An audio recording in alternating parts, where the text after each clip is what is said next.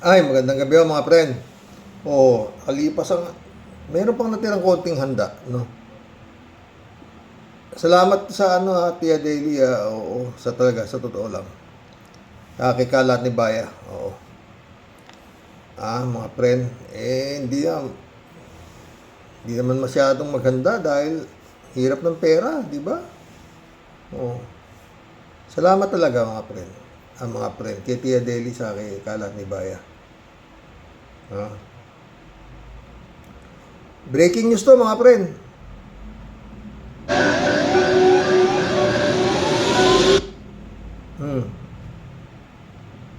Sara Duterte, biyahin Japan, bukas. August 19 hanggang 24 daw. Ito. Ayan, si Sara. Babiyahin bukas, ha? Palagay ko to mga friend, baka tatakas na rin to eh. Hindi niya, sa bigat ho kasi talaga nitong kinasasangkutan nitong baliw na to. Hindi ho ordinaryong tao para kayanin mo to. Yung iba nga nagbabaril na pag ito klase problema eh. Sa totoo lang. Oo. Mantakin mo, mula nang naging tao to si Sayad eh, ngayon lang nabigyan ng subbuena at yun nga, kinasuhan siya ng grave threat. Ngayon lang siya nakaano ng ganyan. Di ba? Malabo na to. Ako tadya ko tatakas na ito eh. Hindi na to babalik. Kasi wala na siyang babalikan eh. Sige nga. Ganyang klase problema mo, patong-patong. Tsaka yung mga boss yung mga senador natin. Lalabing 3 na yung senator judges. Buisit. 13 na lang natitira, yata. Oo. Si Bato, missing in action. Si Marco Beta, nakakulong. Diba? Si Jinggoy, nakakulong din. Ano pa? Yung magkapatid na Kawatano, nawawala na rin. 5. Ano pa?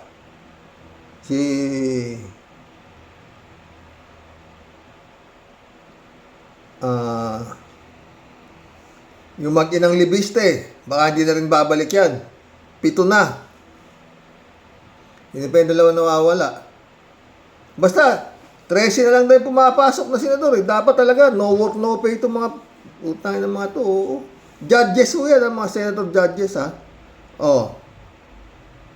Wala na ho talaga to. Ay, pakinggan natin si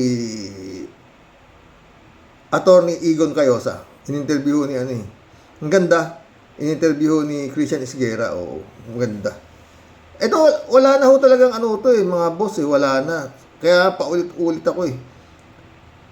Pag to diniinan talaga, pasok ito sa kulungan, tanggal pa ito.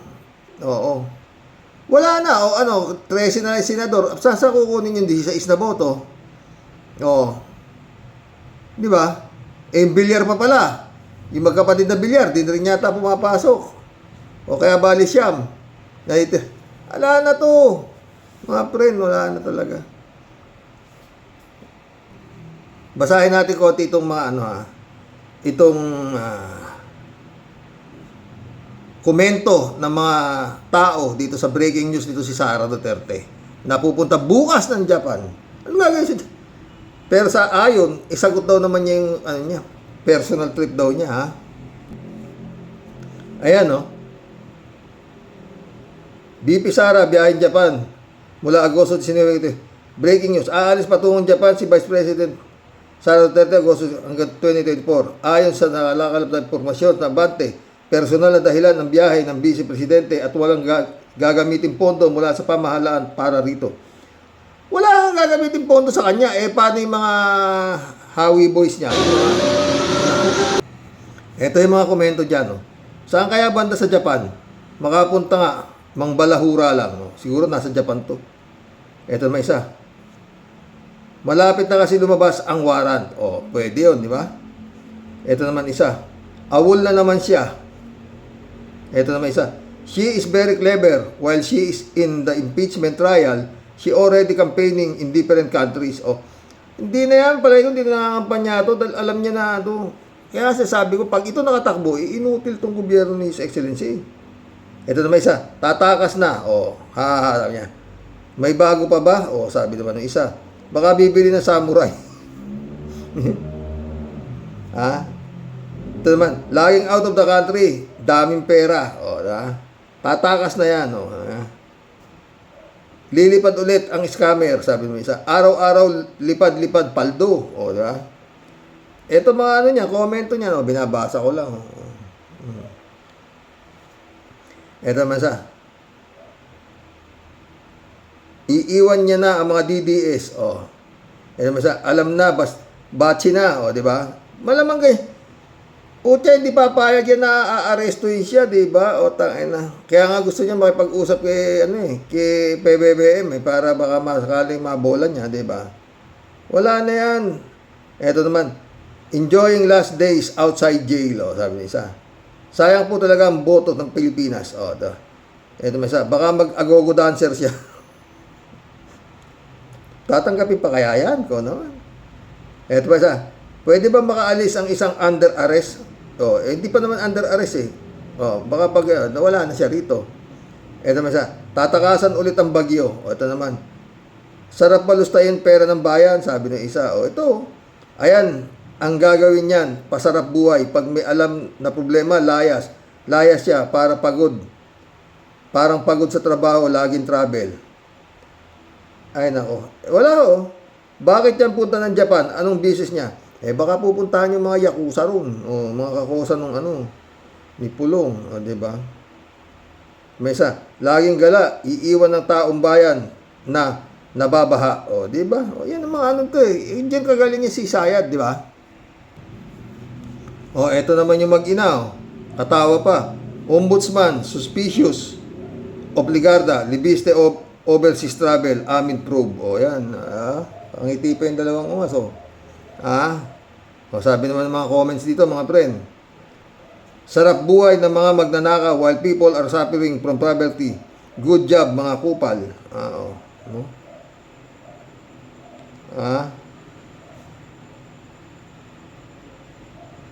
Ito may isa. Kita mo dahil sa pera nawalan sila ng laya. O, yun nga, di ba? Pero malaya sila eh. Hindi na yan, baka hindi na babalikan eh. O, ito naman sa, they need not return. O, they won't be missed anyway. O, good riddance. O, may sa, aprobado ba ang travel abroad? Kung aprobado ay walang problema. Ano ang inaayos nila sa ibang bansa? O, diba? Ito may sa, yung bantayan nyo, yung takaban ng pondo ng bayan. May sa, flight is a sign of guilt. Nagtatago na yan, just saying. O, di ba? May sa, yan, nabasa ko lang. Now we see them, now we don't. O, tumakas or pinatakas. Yan naman. Dalawang buhaya, tumakas na. Hatulan nyo na. O, di ba? Ito, I was wondering if the ombudsman have balls to ask her, please submit or email us your medical certificate from your doctor para malaman namin anong medical health meron ka. At deserve mo bang mag-extend dito magkakaalaman? Wala naman, luwag eh. Ex-president, senator, etc. Kinukulong nyo nga, kaya naging safety na silang mag-ina for their lives. O, di ba? Hindi na babalik yan. O. Yan ang mga dyan mga boss eh. Wala na talaga to. Eto mga preno. Hinihimay na nila yung nangyayari doon sa impeachment trial sa Senado. Si Idol Christian Esguerra ito, saka si Idol Igon Cayosa, si Atty. Igon Cayosa, dating presidente ng Integrated Bar of the Philippines. Napakaliwanag ho nito eh. Kaya nga talagang dapat to butuhan eh. Pakinggan natin Maski ako sinasabi ko na nun, di ba? Hindi ko naman tayo naggagaling-galingan. Sa itsura ho nito, hindi pa ho pinanganganak yung abogadong magpapanalo ng ganitong uring kaso. Lalo-lalo na yung kaso ni Digong doon sa na pinag-aaksayahan ng bilyon-bilyon na bayad doon sa mga abogado. Paano ipapanalo yun doon sa ICC yung ganong klaseng kaso? Tangin na katarantaduhan. Di ba? Pakinggan natin sila Idol. December 21 to 31. So, ibig sabihin, the following day after, tama, no? Yun yung malabas eh. December 21 ba to 31? Yung 11 days? Oh, Okay. So, ibig sabihin, pagka-withdraw, ginamit na agad. Ito yung isa kong tanong po, para mas maintindihan ng mga viewers. Kasi kanina, ang pinapaliwanag ni Miss Gina Acosta, binigay niya yung pera, dahil of course, inutos ni, ni Vice President Sara Duterte, binigay niya kay Colonel Chica. Pero yung justification niya afterward din is that hindi din man siya kasi familiar dun sa intelligence or confidential operations activities na yon. So, nakakaalam yon. So, di ba kaya nga nalinaw ni Chis Escudero, ano ba ito? Recipient ba siya ng pera? Tama po ba? So, para maliwanag lang, under the joint circular, ako yung SDO, no? Ako yung may responsibility dun sa confidential fund. One of those, no? Pero parang siya yung primary eh. So, paano po ba i-disperse o ipamimigay yung pera na yon? Let's say for reward, for purchase of information. ang disbursement, ibig sabihin, ikaw ang physically magbibigay. Eto mga friend, kaya sinasabi ko, no, hindi naman mga tanga yung mga senator, judges na yan na nandiyan dyan, na hindi nila alam na winawalang yan na itong Sara Duterte ito, dapat na makunbik. Dito pa lang ho tayo sa grave threat at saka itong confidential fund na to, wala pa ho tayo sa bribery, wala pa ho tayo sa unexplained wealth. Oo. Dito pala sa dalawa na to, talagang tapos na dapat talaga kung ba't ano pang ipinagkaaksaya ng panahon dyan sa Senado na yan Magbutuhan na at isang pa na yung kaso criminally. Pakinggan na si Atty. Igon Cayosa. Ang ganda ng paliwanag Okay. Ikaw yung Siya mag-aabot. Oo, ikaw yung mag-aabot. So, siya na mismo sinabi niya, they violated the circular. Hindi nga ako ang nung tinanong nga niya, saan ginamit to? Hindi ko na alam. Hindi pwedeng sabihin ng SDO na hindi niya alam. Sagot niya ito Tingnan mo yung dokumento, Juan. Tingnan ho natin yung dokumento. Wala ngang pirma dun si a certain Colonel La Chica So, hindi pwedeng siya dapat ang mamumudmud dyan. So, kung ganon ang ginawa nila, then malaking violation yan. And we see the wisdom and the reason why nung nalaman ng COA ito, kagad hindi na notice of suspension, disallowed na kagad. Okay. And So, it is now for Colonel La Chica. Kumbaga, binuntun sa kanya lahat. Di kung hindi niya ma-explain, di sabit siya dito kasama ng Vice President. Or pwede rin Kasi hindi tama. Against the law yung ginawa nila, against the regulation. Pero itong La Chica na to mga friend, diba? Sasala na sana doon sa nakaraang taon. Pero sabi, nung AFP ata, sinalo, AFP, kami na mag-iimbestiga dyan. Wala namang nangyari pag-iimbestiga doon sa hanggang ngayon. Ano pa pala itong La Chica na to? So, pinasusweldo pa ng gobyerno itong kernel na to. Dahil nga siya, Julalay ni Sara Duterte. Siya pinaka-head nung 400 na alalay ni Sara Duterte. 400 mahigit. Puta, anong klase? And he is presumed to know the law. He's a public official, he's a colonel at that. He's presumed to know the law. Presumed to know the law. Pwede rin bang in-deny ni Colonel La Chica na binigay sa kanya? Pag ganun na ang gagawin nila, mas sasabog ang depensa dyan. Kung sila na mismo ang kwan. Siguro ang i-attempt nila dyan, they will present him as a witness and he will explain kung saan nagamit yan. Ang problema niya, may mga umamin na at nakita na yung mga resibo para sa Christmas pati itong witness na ito, di ba? Nagsalita din siya kasama dun sa annual physical and financial plan nila, yung mga tree planting. Ano namang kinalaman ng yung good government nila category. Natatawa siya, iikot kayo. Di ba? Ito talaga naman katawa-tawa na itong nangyayaring ito sa Senado at itinutuloy pa ang pagburitrit. Sa bagay, mas maganda namang maburat-rat nga lahat yan, no? Kasi pag isinampa sa korte yan, baka abutin ng ewan ko, siyam-siyam na yan kung saan. Dito at least, yun nga, nabubulat-lat na nababulat-lat yan, titistigo yung mga pinagtatapalan niya ng pera, sa bribery, lahat, lalabas sa si La Chica, ewan ko, parang ayaw pa yata nilang isalang na naman yung La Chica, hindi ko na maintindihan talaga, no? Bagay, sino nga ba ako para maintindihan ko? Si Atty. Cayosa nga, hindi niya rin maintindihan. Ito niya. tree planting. Ano namang kinalaman ng tree planting sa intelligence gathering or yung security o confidential fund, di ba? So, I hope they can hammer more on that. We don't want to preempt. We cannot second guess them. We hope that the next days, they'll be more focused and more aggressive in getting this witness to admit many things that could really shed light on itong 125 million and others. At para kung yun nga ang nangyayari, hindi na basta-basta mapapalitan ng anumang evidence by the defense yung katotohanan.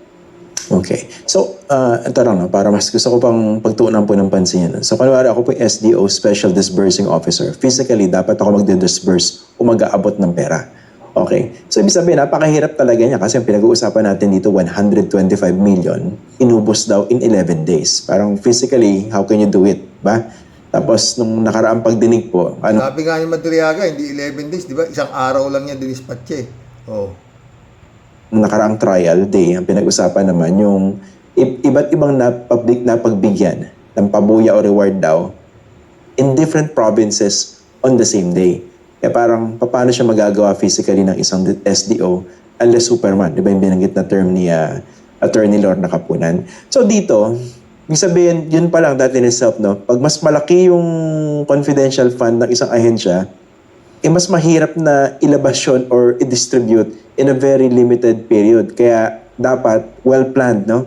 Yung mga proyekto, tsaka yung mga project, dapat talagang tumatalima dun sa nakalagay sa joint circular. Dahil siya physically magbibigay, tama po ba? At kung Sa totoo lang mga friend, kasi kaya binigay itong confidential fund na 125 million na to, ni 250 actually ang hinihingi ni Sayad dyan. Hindi lang 125, kalahati nga lang yung naibigay ni Bongbong. Oh. Hindi niya naman dapat bigyan dapat yan eh. Kasi nga wala namang confidential pa ng Vice Presidente. Si BP Lenny nga wala, di ba? Oh, dahil communitives pa sila nung araw, binigyan niya. No, at sabi naman ni Sayad, kailangan kong ubusin yan dahil kung hindi ko ubusin yan, yun ang batas. Pagka binigay sa'yo, ubusin mo. Yun nga, kasi ibabalik, pag yung sobra, ibabalik mo sa treasury. Inubos, hindi na mainubos, baka binulsa nga ng binulsa. Tuloy mo. hindi niya kilala yung pinagbigyan, siya mananagot kung sakaling bogus pala yun.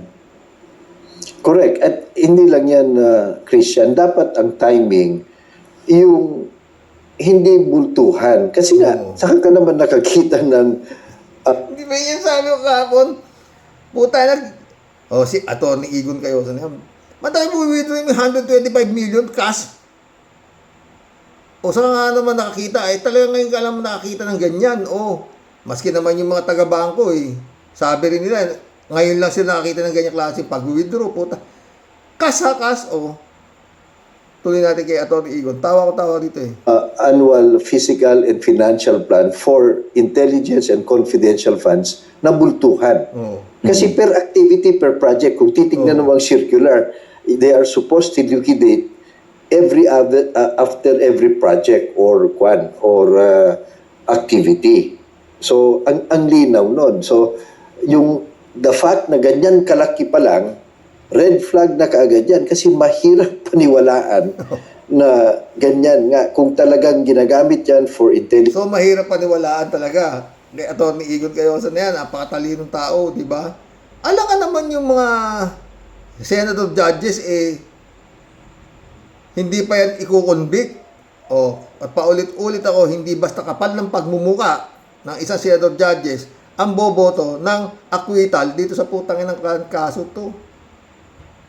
Gathering o kaya for security projects, dapat yan staggered iba-ibang petsa. Yun ang mas makatotohanan. Dito bultuhan, kaya tuloy yung di ba, yung just a few days nagamit nila daw lahat.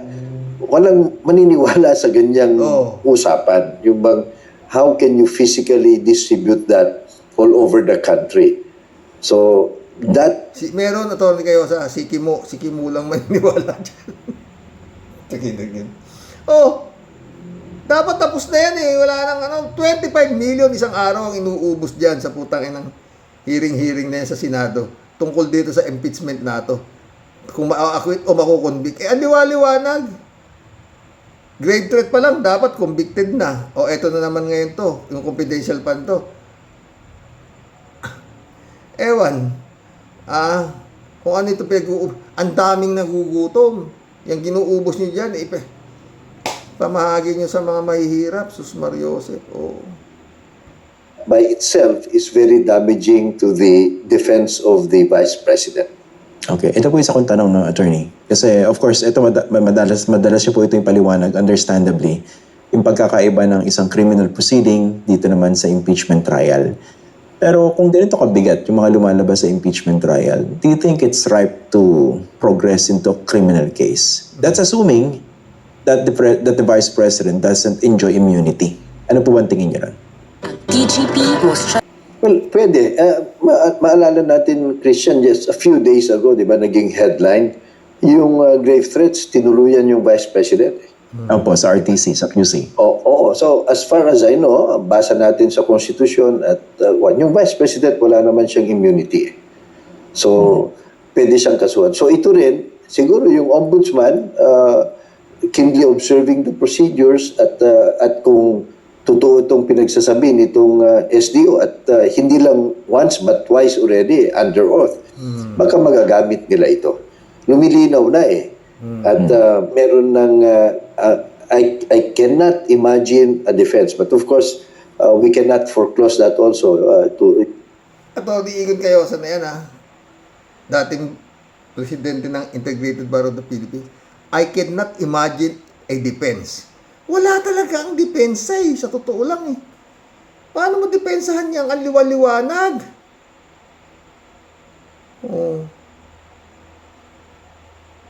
You know, if we have to observe due process, hindi natin ma-imagine kung ano yung creative defense ng kapila. Siguro, inihintay lang ng ombudsman na magsalita yung defense and then from there, baka makakabuo nga siya ng criminal case. And I think isa sa mga pagtatanggol dyan, yung mga lumabas din po in previous, I think last week, no?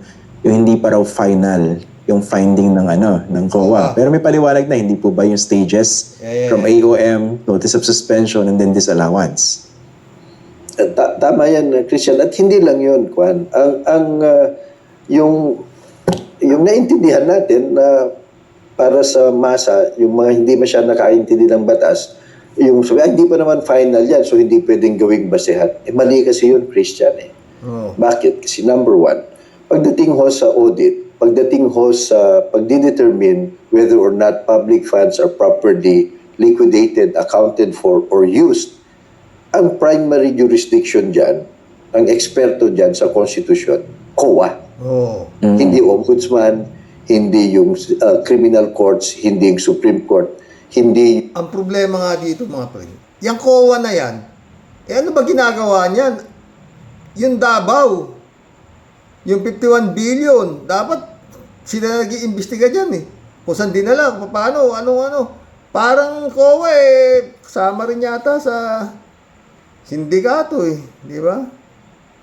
Yata pero ganyan ang lumalabas walang bukang bubig to sila sa akin, kundi clear na kami sa COA, na-clear na namin sa COA, na-clear na, wala lang kayong problema sa COA. May nang daldal nila ito na ngayon yung COA. Hindi, alam mo yung mga taong hindi kayang maski masinungaling ka, hindi mo kayang pasinungalingan na to Maliban na kung si Kawatano ka. Di ba? Kagaya yung si Acosta. Wala na, paano? Si BP Sara nag-utos. Dito wala na. Ano pang pag-uusapan talaga sa Senado? Sayang oras, no? Pera. Yung impeachment court. Kaya mabigat ang dating ng findings ng COA. Pangalawa, hindi ho biglaan ito Nagkaroon na ng iba't ibang stages, pinapa-explain ng Office of the Vice President, hindi nila kayang i-explain. Merong mga iba na na-explain away, pero marami pa rin natitirang hindi nila ma-explain, hindi nila ma-dokumentuhan. At kaya nga, nag-appeal na sila doon sa findings ng audit unit. At ang COA mismo as a commission, dininay na. So, MR na lang natitira, motion for reconsideration. At alam ng lahat ng abogado na mere filing a motion of reconsideration does not change the status at that particular time. It remains disallowed. Illegal paggagamit, hindi na liquidate ng tama o maayos. So, yan ang So- MR, usually, very slim na babalik na rin ng COA ang sarili nila. Oh. Pangatlo, sinasabi din nila, Supreme Court, pwede ba kami doon? No. Totoo, pero that will be an certiorari, grave abuse of discretion. And even the Supreme Court is bound by its own jurisprudence by findings of fact of either the trial courts or yung mga constitutional bodies like COA that has primary jurisdiction and the power and the expertise to determine ano yung allowable, ano yung hindi. Ang linaw ng pagkakasabi niya. Ulitin ko lang, no? Kung sakali mang himasok yung Supreme Court or umabot siya sa Korte Suprema, kailangan grave abuse of discretion. Matindi yung pang-aabusong ginawa ng COA at hindi siguro nabigyan ng sapat na due process o karapatan ng Vice Presidente. Tama pa? Oo, hindi lang yung Grave hindi dapat. pag-abos. Ibig sabihin, walang kabase-basehan sa batas, sa konstitusyon, pang-aapi, linapastangan nila ang karapatan, walang due process, walang proseso, gawa-gawa lang nila o talagang abusado lang sila. Hindi naman. Kaso hindi. Malinaw maliwanag. na dito sa mga lumalabas, dumaan sila sa napakaraming mga proseso. They cannot slide away from this. So, tsaka part of me, pero eto pala, no? So, base sa mga lumabas na po, no? Tsaka lumalabas pa, mukhang malaki ang kaso kung sakasakali. Let's say this progresses into a criminal complaint or case. Into a criminal complaint or case. Well, malaki yan. At nagtataka din ako, Christian, bakit hindi linalabas ng prosecution yung mga pleadings ng Office of the Vice President sa COA? Oh. Yung Yung appeal sagot. nila. Okay, yung sagot nung nauna na hindi pa rin pinakinggan, tapos yung appeal nila, para makita na natin ano ba yung explanation nila, di ba? So, yung hindi ko rin maintindihan kung bakit pinapatagal na. These are documents that are material relevant, these are public records, hindi. Hindi niya na rin maintindihan yung ginagawa ng COA. Parang yung COA, ipit na ipit yung COA, di ba? Oh. Baka naman pati COA naanggihan din. Di ba? Confidential mga ito. Ba't hindi nila ilabas? Para makita na natin, para yung ang hinihintay pa natin na maglabas ng ebidensya ang defense dun sa proseso ng COA, meron na silang mga linabas na argumento. Ba't hindi silipin ito, ipakita ng prosecution? Tama. Para makita rin, no? Lalo kung walang Of course, kwenta. because, yes, these are all mga pleadings. They cannot veer away too much from this. Pag-aamin na yan nauna na nilang statements yan. Nagtataka tayo kung bakit hindi linalabas mga yan.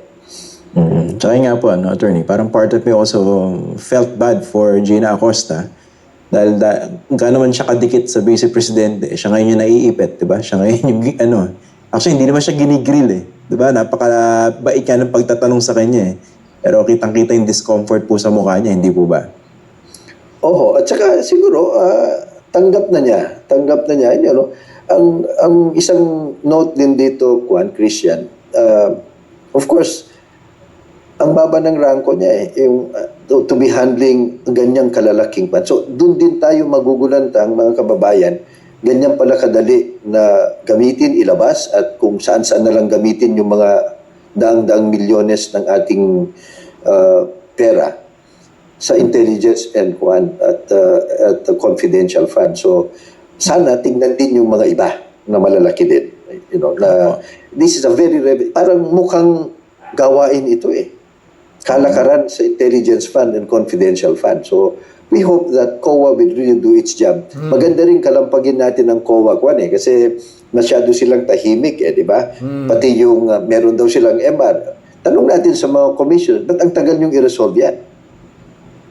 Oo nga, Tsaka haba yata ng proseso na allowed, hindi po ba? Hindi lang. Yun yung maximum meron na silang MR.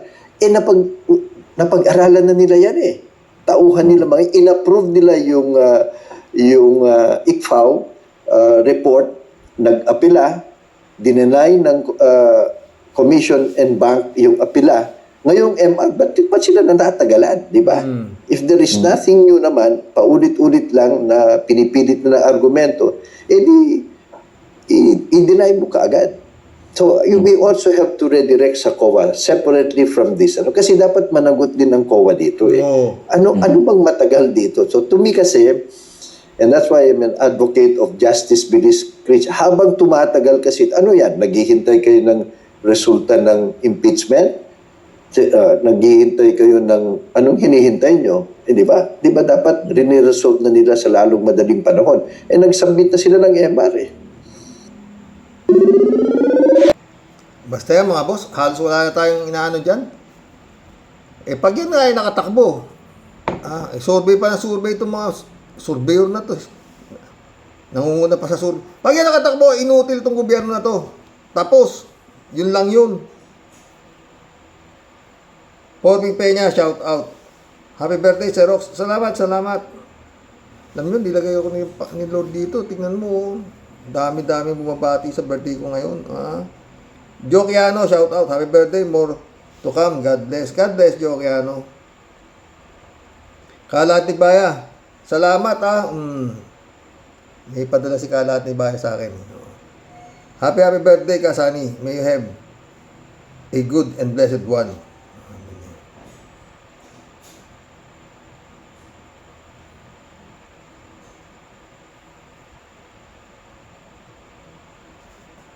Edelberto Garcia Jr., shout out. Happy birthday po. Salamat. Erlinda Aquino, shout out. Kuya, happy birthday po. Kuya, kung ang nakaupo ngayon ay si Dutae, yung case ni Puset, malamang matagal nang may hatol na sa panahon ngayon, napakausat pagong si PBBM. Oo, kung si nakaupo dyan si Digong, baka may nabitay na nga na taga-COA. Sen Chang, shout out. Happy birthday, Karoke. Sam AJ, shout out. Karoke, dapat i-abolish na yung 1,000 pesos para maiwasan ang korupsyon kasi dito sa US, 100 bills. 100 bills lang ang gamit. Napakalaking bansa para iwas nakaw sapagkat noon, diyan ako nag-withdraw ako ng 6 million puro 150. Ang dami, hirap kong magdala. At ngayon, 2 armor car, hirap din. D-Shed, shout out. Happy birthday, Sir Rox. Salamat sa mga bumati. Lalo na kay Tia Deli, sa kay Kalat ni Baya. Apolinario Tolentino, shout out. Happy birthday to you, Karox. Today is your day and make the most of it to make you happy. May you have so many more birthdays to come. Continue your interesting vlogs, reaction and comments, and may God bless you and your family, Karox. Salamat, Apolinar Tolentino. Apolinar ulit, Ang mabigat dyan, ay baka kumandidato ulit si Kibuloy at gamitin ang pera at manalo, at pag nangyari yun, baka hindi na siya pwedeng ma-extradite. Abangan natin, at pag nangyari yan, talagang mga bugok na ang mga bubutanteng Pilipino. Hindi, palagi ko, hindi naabuti ng Pasko dito yung hype na yan, si Kibulog. Oo. Mary Lebron, shout out, my friend. Shirley Jaser, shout out, Kawawang Gina Acosta, hanggang tumanda, ginawang robot ni Inday Takaw. Yun nga, magbago ka na po habang may time ka pa. Diyos mio, kung ang nagsalita, Karox, parang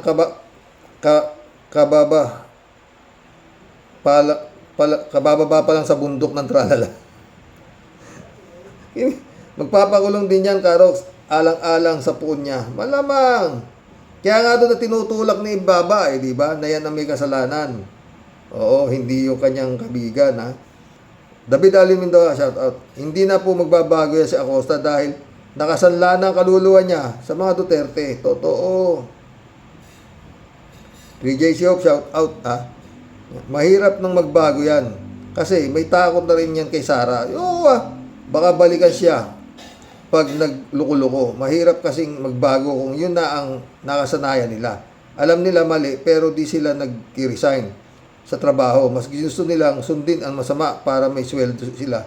kesa sa piliin ng tama at mabuhay ng marangal. O, wala na eh. Nasa ilalim na nga ni Satanas eh. O, di ba? Miguel Edwin Mike, shout out my friend. Jab Alvaro, shout out. Good evening Sir Rox. Advance happy birthday sir. Salamat, salamat.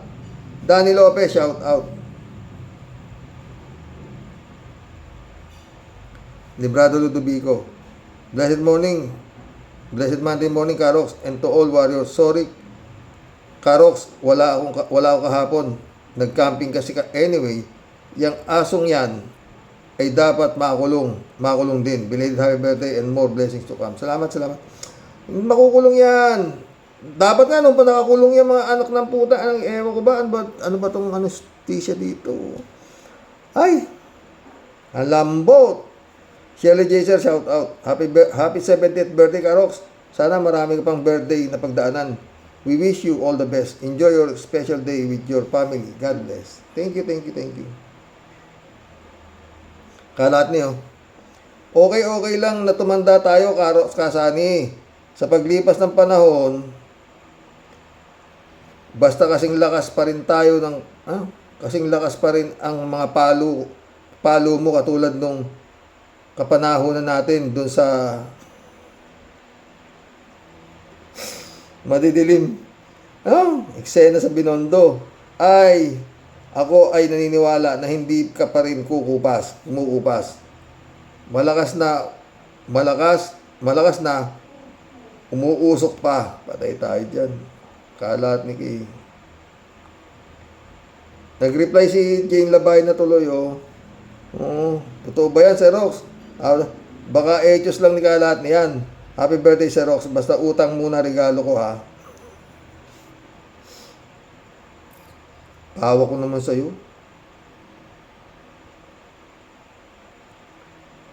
Jane Labay na ulit, Sir Rox, sa totoo lang, di ka naman mukhang 70. Parang mga 69 ka lang. Patay tayo dyan. Maligayang kaarawan sa iyo. Naway ang lahat ng pagpapala ng ating Panginoong Diyos ay mapa sa iyo. Kalusugan, peace of mind, happy family, at higit sa lahat, kanyang salvation. Have fun and keep cool always. Remember, ang mga RWU, especially si Lola Basyang. Ano ko niyan si Lola Basyang eh. Oo, naku. Hindi mo lang alam yan. Bagay, lahat naman kayo mababait, pero iba yung Lola Basyang. Jane, ha? Edmar, shout out. Ito ang dapat itanong sa mga bubutante sa mga kandidato sa 2028. Stupido at walang iya ka, bakit kita iboboto? Magnanakaw at plunderer ka, bakit kita iboboto?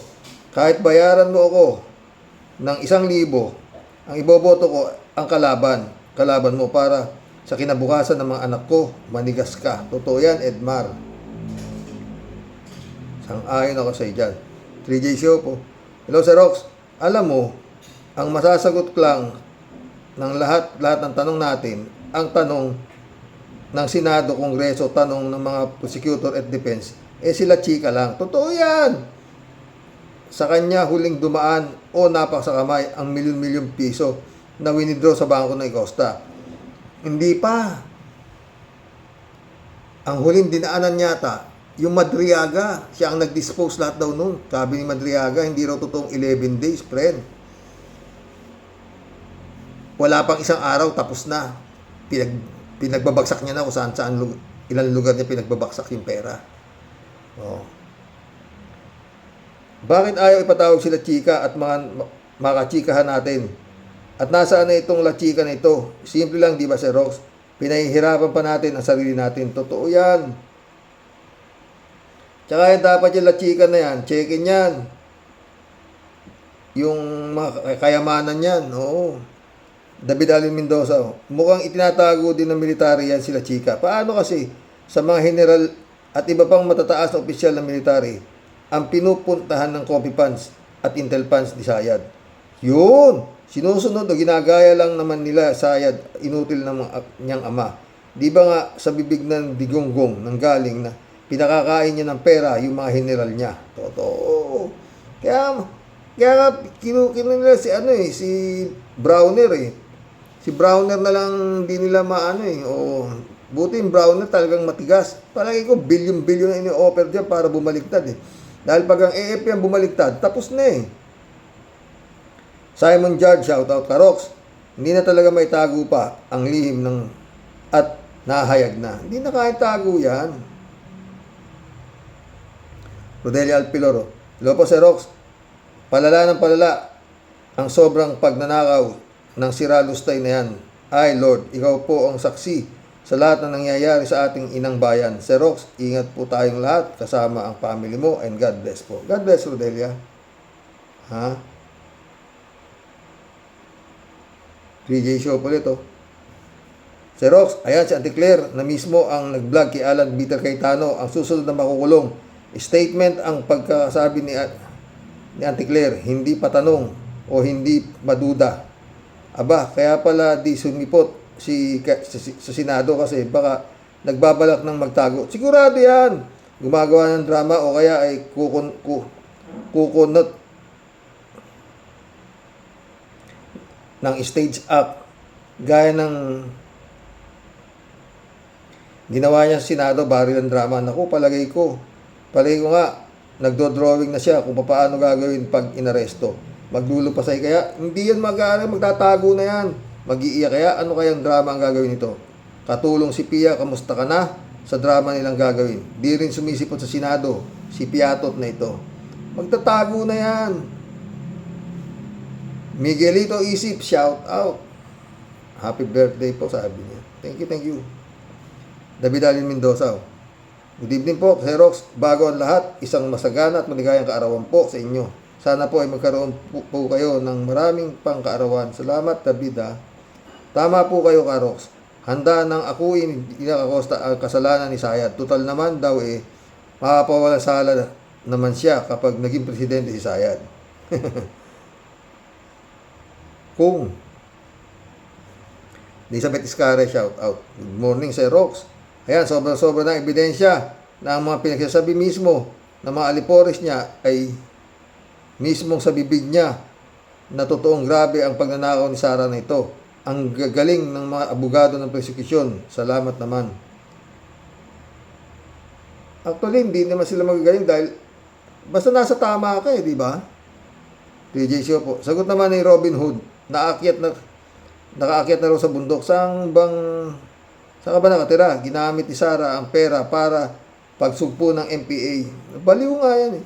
Alam mo, Sir Rox, nagtataka ako kung bakit pinagkaaksayan si Kimon at Sara ng mga NPA. Hindi naman nila military o police. Tungkulin ng Armed Forces of the Philippines at hindi ang sekretary ng DepEd. Ano ba yan? May planting tree pa. Tungkulin ng Agriculture yan. Bakit ba?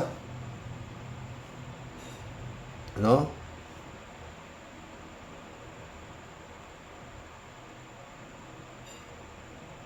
Bakit ba yung trabaho ng ibang department ay ginagampanan ni Sara? Hindi na tungkulin ng DepEd. Ay, karamba. Totoo, ha? Palagay ko, sila pa nagsusupply sa MPA, eh.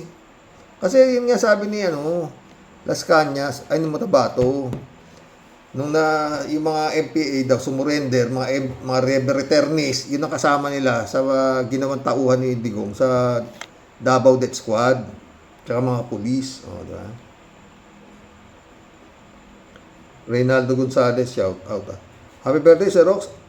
Alam nyo, kitang-kita na sa kabulastugan, Sara, paglustay pera ng bayan. Kaso, ang daming bobo, mga ninakaw, Sara, perwisyo, sa mahihirap ang problema, daming bobo pagdating sa botohan, iboboto pa rin basta may 3 ulong na ibibigay, lalo na sa survey baka mataas pa rin ang rating Sara.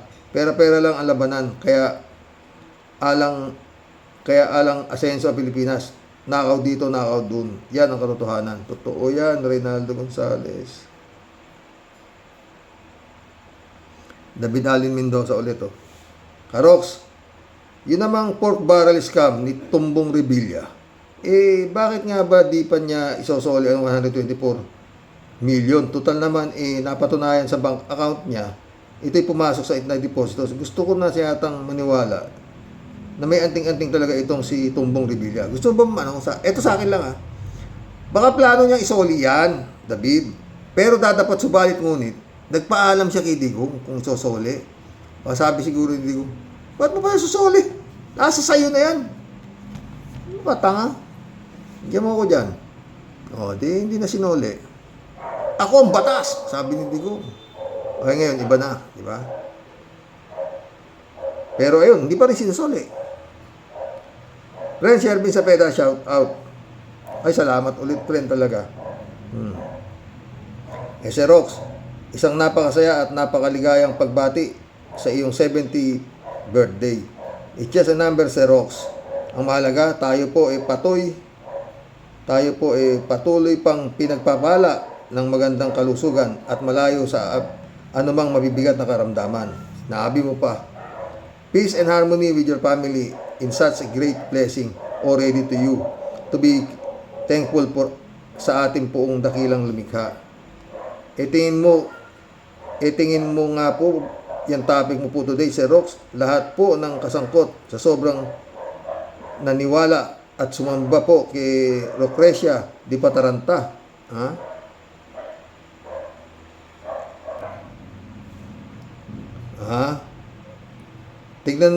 Tignan mo po nga ang buhay nila. Kumpara po sa atin na wala man po tayong sako-sakong pera sa baul at sa bangko. Pero may peace of mind naman po tayo at nakakatulog po tayo ng mahimbing. Di ba, Sir Rox? Sinabi mo pa, friend. Kumpara mo po sa mga buwakang ng mga hinayupak na kalimaw. Si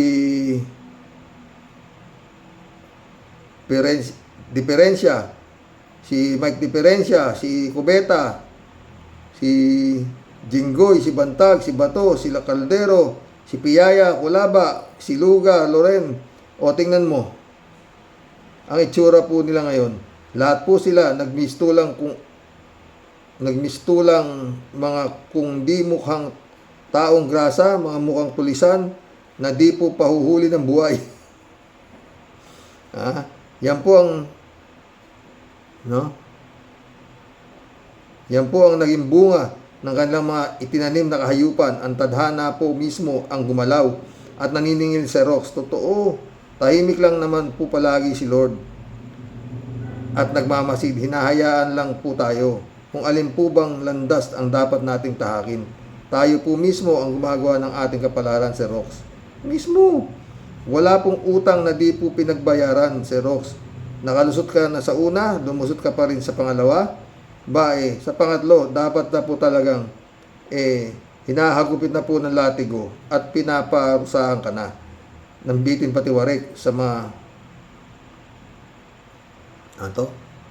sa mga katulad po nating masaya at kung ano ang biyayang ipagkakaloob po sa atin ni Lord, di po natin ipagpapalit ang peace of mind kasama ang pamilya at may napakasarap at mahimbing na tulog. Totoo yan, Tia Delico. Yan yan yang si Madam Bangs na nakasala ngayon at ginigisang mabuti niligutan. Nako kung ako sa'yo, Madam Poklay, tantanan mo na ang puro kasinungalingan at puro katangahan. Drama mo, okay? Huli ka na, Balbon, Magsama-sama kayong lahat sa impyerno at kaharian ni Satanas dahil mas ginawa mong Panginoon si Lucrecia Halimaw, mga tang-inumin nyo, wala nang marami pang cheche boreche. Dapat, Sir Rox, isa lang na agad yung pinutukan ng lintik na sila Chika at yung isang ulupong nakasabwat nila sa paghakot ng milyong-milyong kwarta sa land bank. Ano yan? Ganun na lang yan? Ganun na lang yun? Lahat dapat ng kasangkot, pati yung mga approved ng land bank, na siguro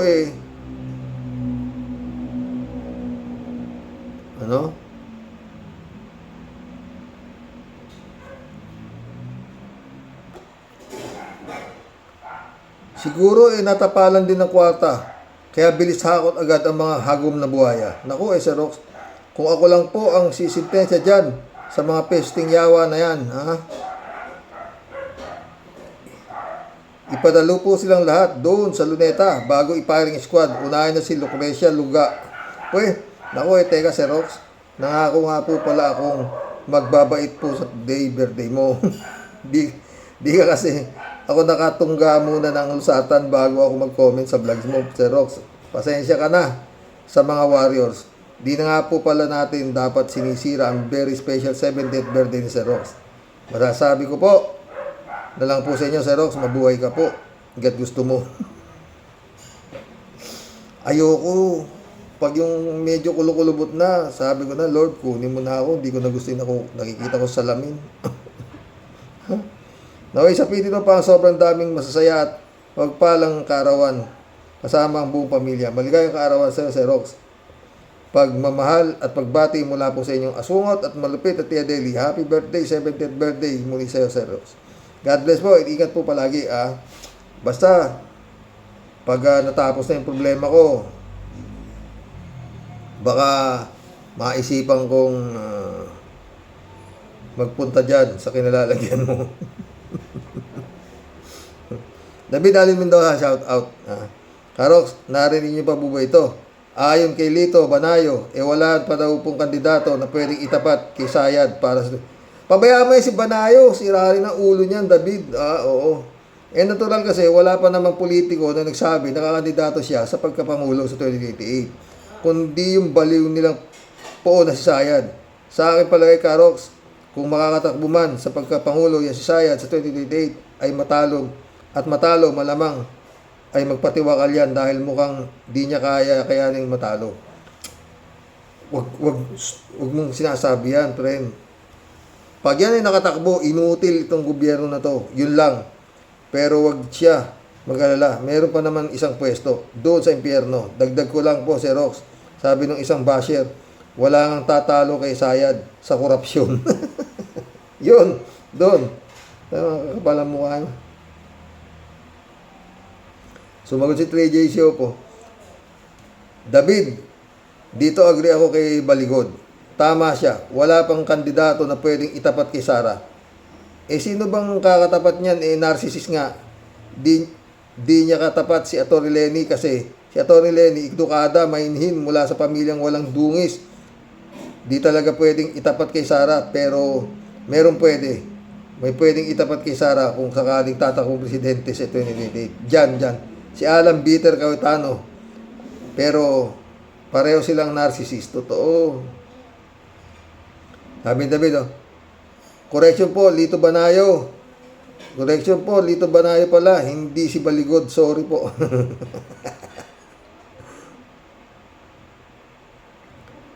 Ton K, shout out Happy birthday Sir Rox. May have many more birthdays. Salamat.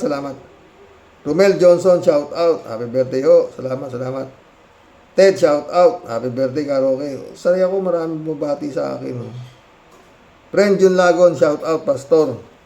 Happy birthday, Manong Roque. Panalangin ko, biyayaan ka ng Diyos ng mahaba pang panahon ng paglalakbay dito sa mundo at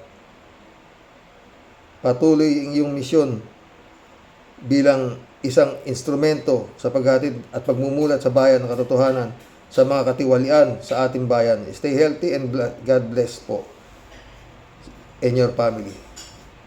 Ikaw din, Pastor, magpalakas ka. Sabi ko nga, mag-uusap na tayo eh. Miss na kita, totoo. Marilo Pabianak, shout out Wala na talagang kawala si Sara. Nilaglag na siya ni Acosta. Utos pa ng itaas. Si Ma'am B. Sara, for your honor. Marilo Pabianak nito. Mga Senate judges, once and for all, maging makabayan naman kayo. Please. Eddie Luna, shout out my friend. Hi, hello Karox. Una sa lahat, happy birthday.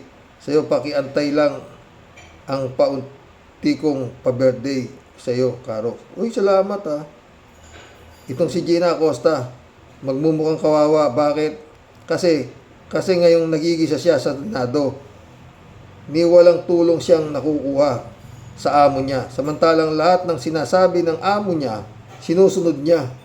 Ang mga problema, hindi din alam ni Acosta na hantong sa ganyan pagkakataon. Pero si Sayad, na makapal ang muka, walang hindi nagpapakita pag nasa kagipitan na ang mga tao niya. Totoo, pupunta pa nga Japan to rin eh. Tatago na yung tanga eh. Ha? Ganyan ka walang hiya Sara Duterte, talagang makapal pa sa adobe ang pagmumuka. Salamat Karox, happy birthday ulit sa'yo. Sana umabot sa edad mo. Sa'yo, umabot ang edad mo kahit 120 ay. Wag naman! Ikaw naman! Na yun lang, baka malabo na mata mo. Pagbabasa ng mga comments namin. Check up na nga ako eh. Paglampas mo ng 100 years old, malaki na nakukuha mong malaki makukuha mo sa gobyerno. Pare tayo dyan. Sana abutin ka, Rox. Malakas ka naman sa itaas. Hindi, sabi ko, Eddie Luna, basta okay na yung problema ko rito sa lupa. Gusto ko na makita kung may langit.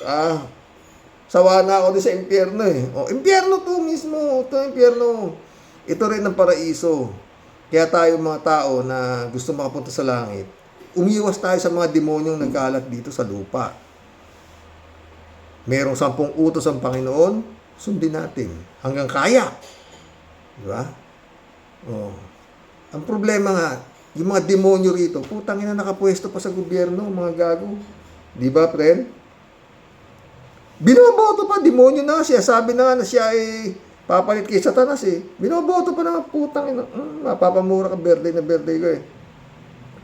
Eddie Luna ulit. Karox, sa paghuli kay Bato at iasa sa mga pulis, malabo pa sa ihi ng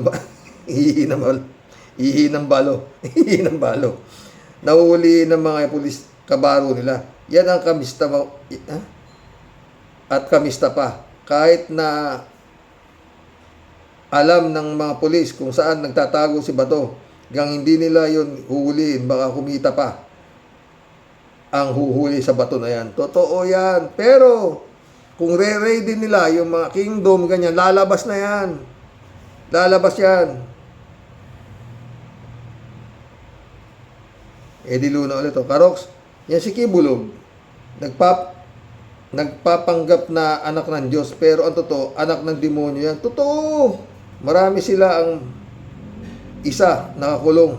Ang ibang demonyo sa Davao nakatira. Yun nga.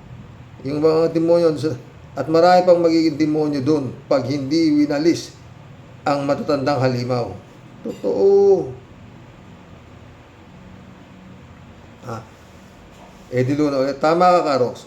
Pag walang nagawa si BBM na burahin ang mga halimaw ng Pilipinas, sasabi mo inutil at totoo na weak government si BBM. Totoo yan.